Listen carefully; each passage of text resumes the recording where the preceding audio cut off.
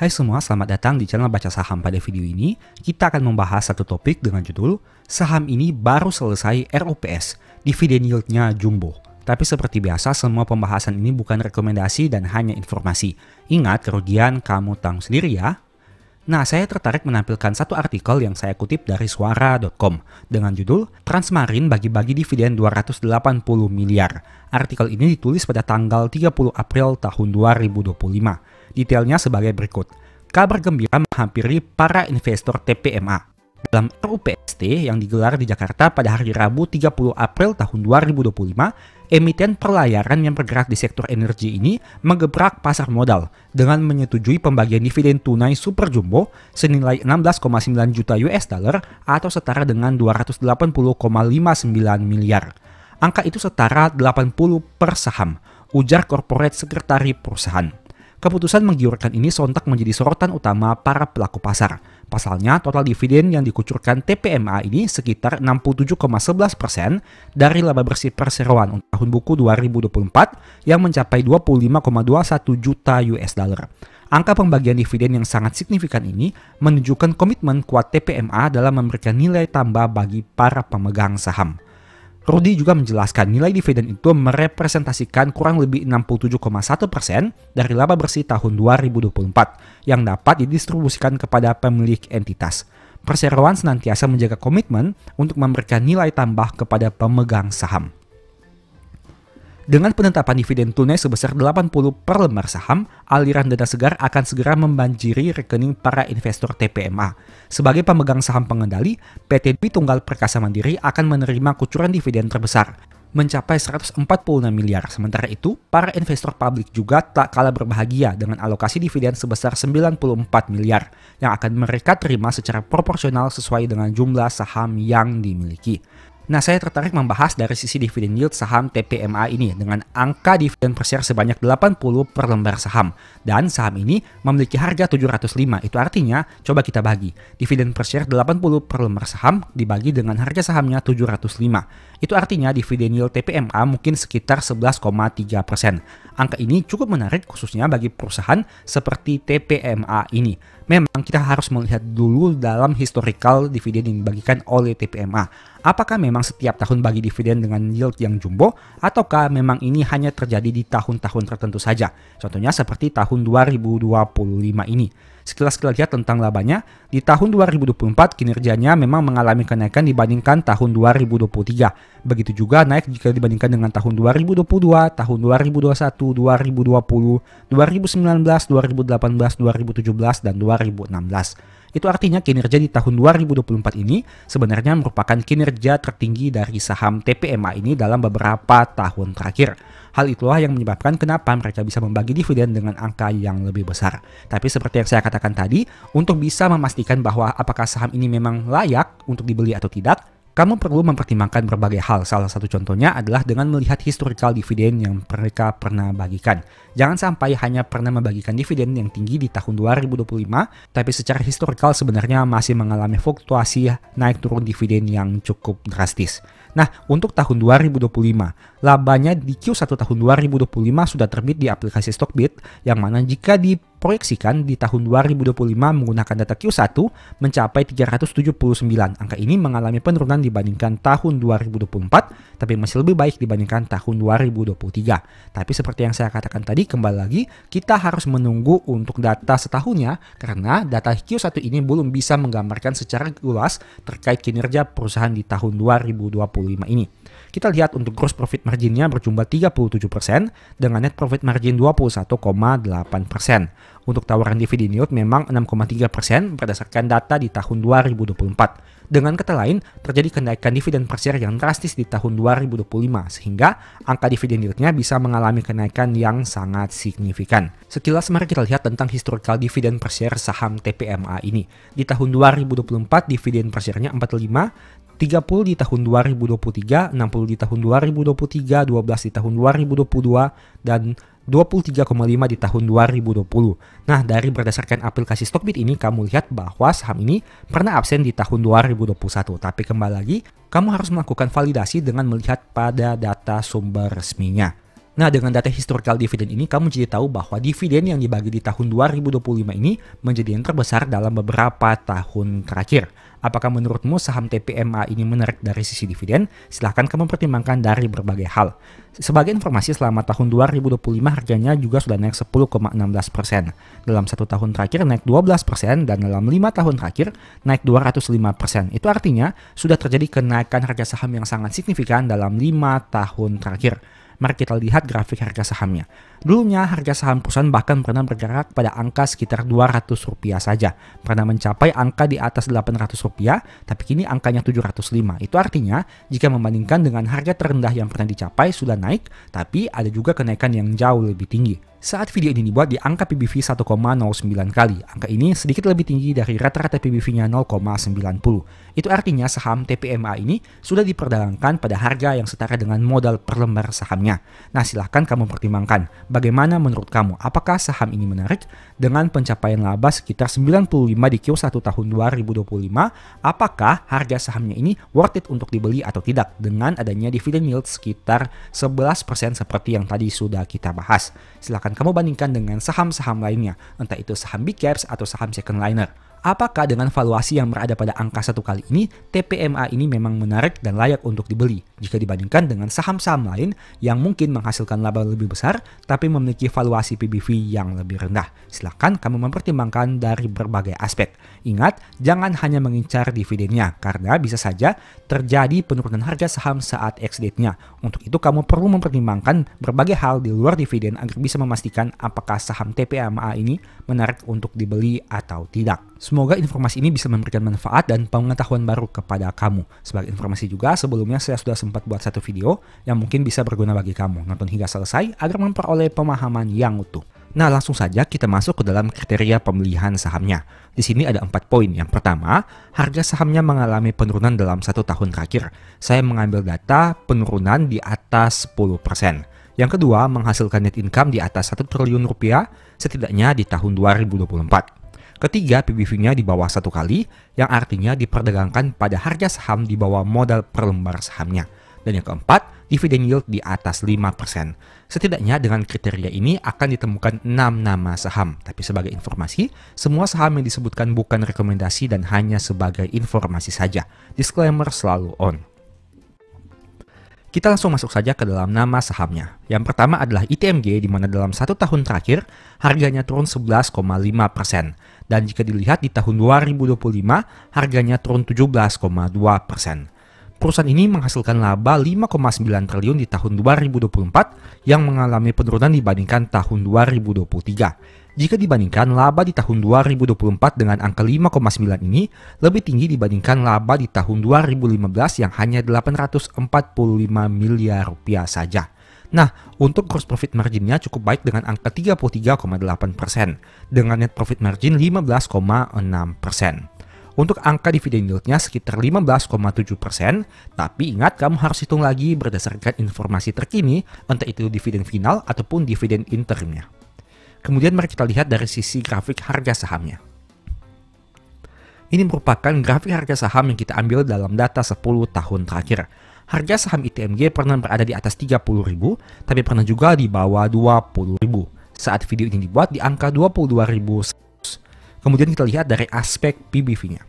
PBV ITMG saat video ini dibuat di angka 0,80, yang mana di bawah 1 kali. Rata-rata dalam 10 tahun terakhir berkisar di angka sekitar 1,3 kali. Dulunya sempat di atas PBV 2 kali, tapi sempat juga turun di bawah PBV 0,80 kali. Dan PBV saat video ini dibuat bisa dikatakan merupakan salah satu PBV yang berada pada area terendahnya. Kita lihat dari aspek probabilitasnya, setidaknya dalam 4-5 tahun terakhir. Saham ITMG ini paling sering naik di bulan Juli dengan probabilitas 100% dalam 4 tahun terakhir.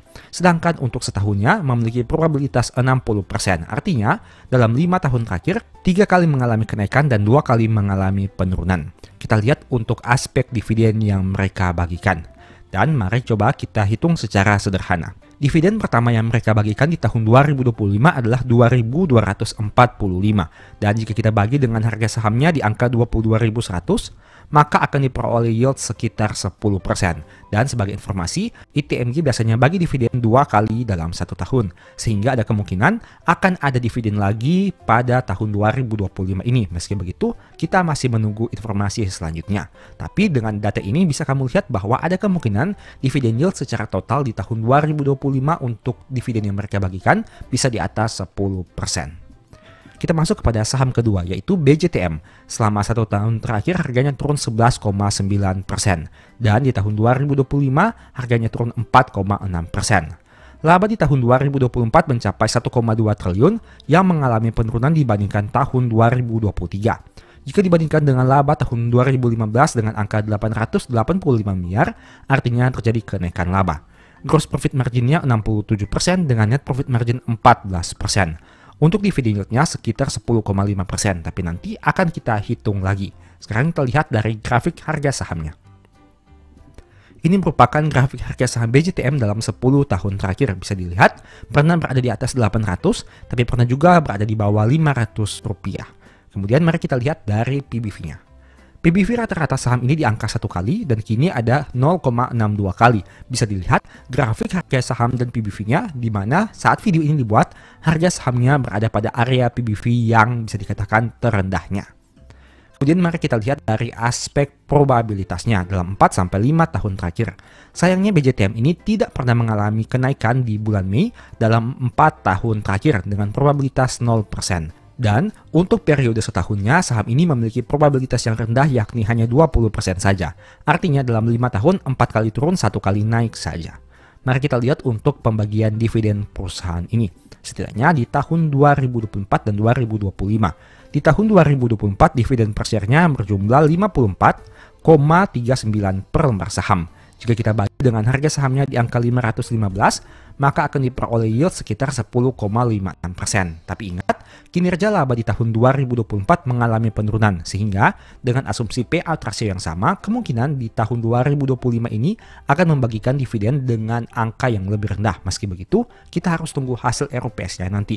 Siapa tahu ternyata bukan lebih rendah tapi malah lebih tinggi. Kita tunggu saja hasil resminya nanti. Saham ketiga adalah ABMM di mana dalam 1 tahun terakhir harganya turun 14%. Laba di tahun 2024 mencapai 2,2 triliun rupiah yang turun cukup besar dibandingkan tahun 2023. Dan jika kita bandingkan dengan laba di tahun 2015 yang malah mengalami kerugian, artinya kinerja di tahun 2024 ini masih cukup baik. Gross profit marginnya sangat kecil dengan angka 2,2% dengan net profit margin 8,9% saja. Dividen yield 8,9%, tapi nanti akan kita hitung lagi. Untuk angka harga sahamnya bisa kita lihat, selama 10 tahun terakhir harga saham ABMM pernah berada di atas 4.000 tapi juga berada di bawah Rp2.000. Kemudian mari kita lihat dari aspek valuasi PBV-nya.